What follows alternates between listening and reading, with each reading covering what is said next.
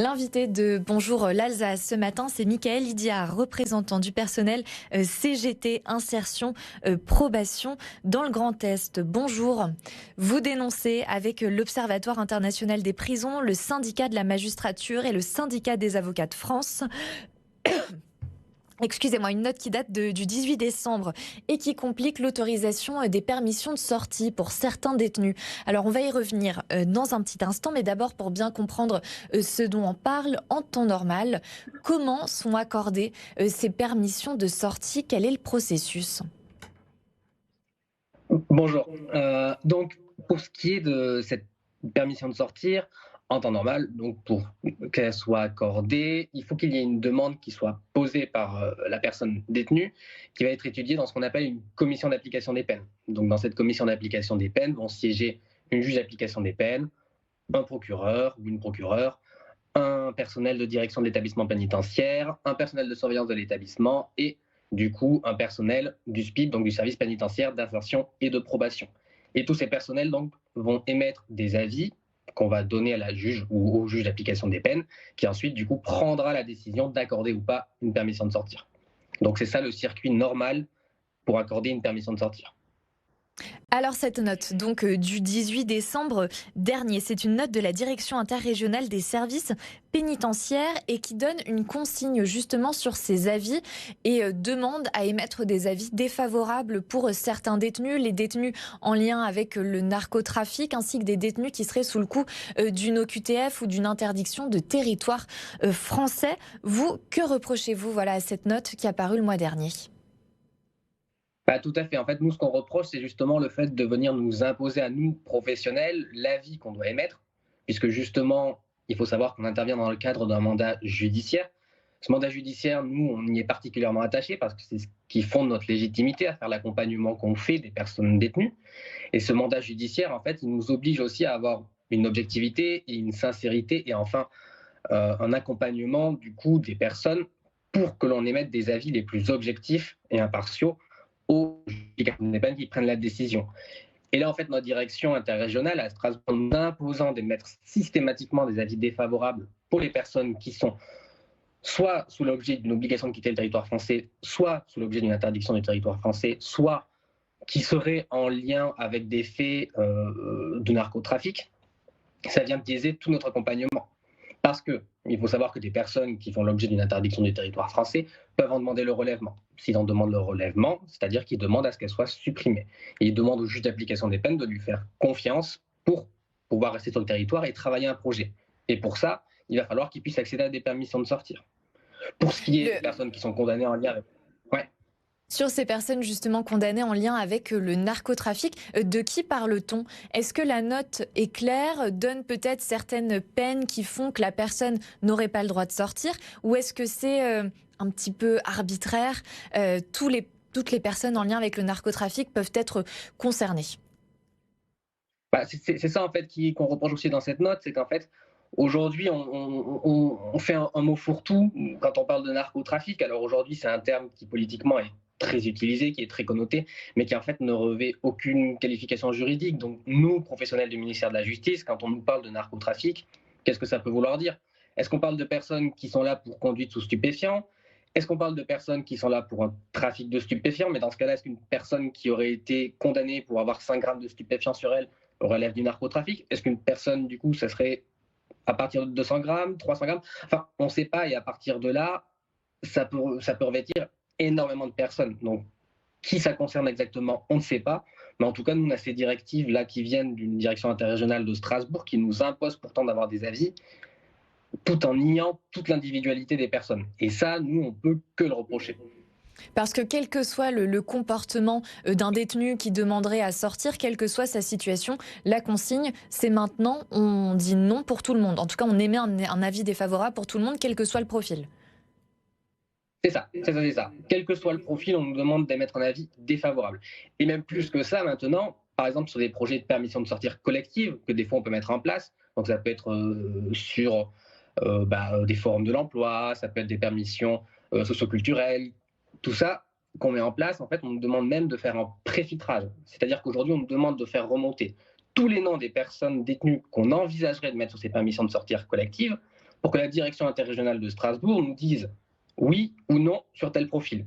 Et à partir de cette réponse qu'on aurait de la direction interrégionale de Strasbourg, on devrait du coup aller voir les personnes, leur faire remplir la demande de permission de sortir, et seulement à ce moment-là, les juges d'application des peines sauraient que cette personne veut faire une permission de sortir collective.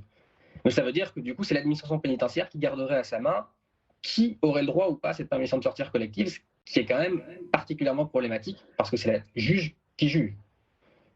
Cette consigne, donc, vous parlez de Strasbourg, elle s'applique en Alsace, mais est-ce qu'elle s'applique aussi dans d'autres régions françaises peut-être? Bah, des informations qu'on a, en effet, c'est que toutes les directions interrégionales ont décliné de manière alors assez personnelle, mais toujours quand même assez liberticide. Hein. Ça, c'est malheureusement un fil rouge. Mais en tout cas, oui, c'est des consignes qui s'appliquent un peu partout en France. On a même appris que ce week-end, en fait, il y a eu des appels des directions d'astreinte à chaque établissement pénitentiaire pour rappeler qu'il fallait être défavorable à toute permission de sortir des personnes en situation irrégulière.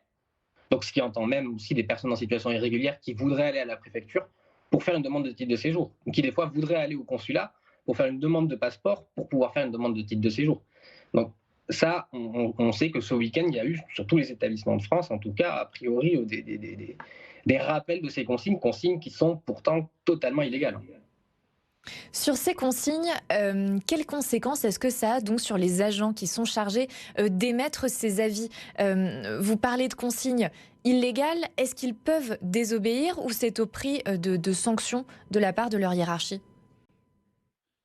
Bah, après, les consignes illégales, nous, en l'occurrence, au niveau syndical, on, on défend le fait de ne pas appliquer ces consignes illégales, puisque au bout d'un on est fonctionnaire et en tant que fonctionnaire aussi, on se doit d'avoir une déontologie et on défend nos valeurs et nos missions. Mais en effet, aujourd'hui, ne pas respecter ces consignes-là, ça place toujours les agents dans une situation délicate parce qu'on a des consignes régulières, rappelées, on vient aussi heurter en fait nos missions, on vient heurter ce pourquoi on a choisi de faire ce métier en fait. Et donc en effet, les agents se placent quand même dans une situation difficile parce que ces projets, dans tous les cas de permission de sortir collective, même si on voulait les monter, on sait très bien que derrière, le travail qu'on aurait fait peut être totalement sabordé par la direction interrégionale. Et ça, malheureusement, en fait, au bout d'un moment, avec la lassitude, on va finir par s'auto-censurer. Et les collègues, aujourd'hui, c'est ce qu'ils font, c'est qu'ils finissent par s'auto-censurer eux-mêmes. Et ça, c'est un travail de longue haleine, malheureusement, de nos directions qui sapent le moral. Ces permissions de sortie aujourd'hui, à quoi elles servent? Vous donniez des exemples, faire renouveler éventuellement des papiers pour rester sur le territoire français. Vous parliez de sortie à des forums de l'emploi. Dans votre titre, vous êtes représentant du personnel insertion, probation.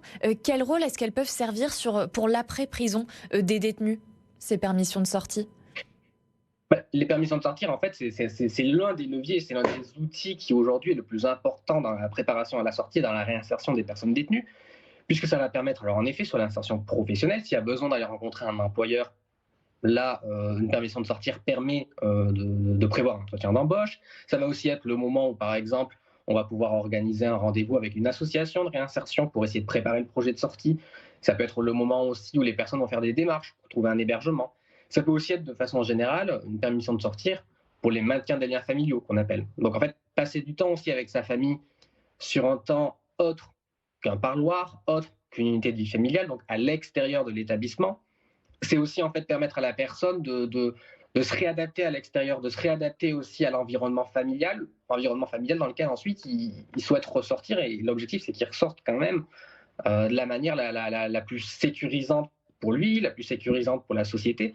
Et du coup, il faut qu'il puisse reprendre ses marques aussi. Donc en fait, une permission de sortir, elle a énormément d'utilité. Vous avez lancé une procédure en justice, saisi le tribunal administratif de Strasbourg pour faire donc annuler cette note, ces nouvelles consignes. Où en est la procédure aujourd'hui? Alors, on a déposé le recours du coup la semaine dernière, donc jeudi dernier.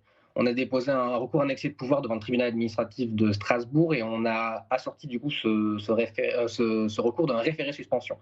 Donc nous, en fait, ce qu'on espère, c'est que le tribunal administratif puisse retenir l'urgence à statuer, puisque aujourd'hui, en fait, il y a des conséquences très concrètes hein, sur les réductions drastiques des projets de permission de sortir collective, et puis aussi parce qu'en fait, cette note, elle vient concrètement attaquer les droits fondamentaux des personnes détenues, donc étrangères, et des personnes détenues aussi qui seraient condamnées pour des faits en lien avec le narcotrafic. Donc nous, là, aujourd'hui, on espère pouvoir avoir une audience devant le tribunal administratif dans les 1 mois du fait de l'urgence du référé suspension. Merci beaucoup Michael Idia, représentant du personnel donc CGT Insertion Probation dans le Grand Est, d'être venu nous parler de ses permissions de sortie et ses nouvelles consignes ce matin dans Bonjour l'Alsace.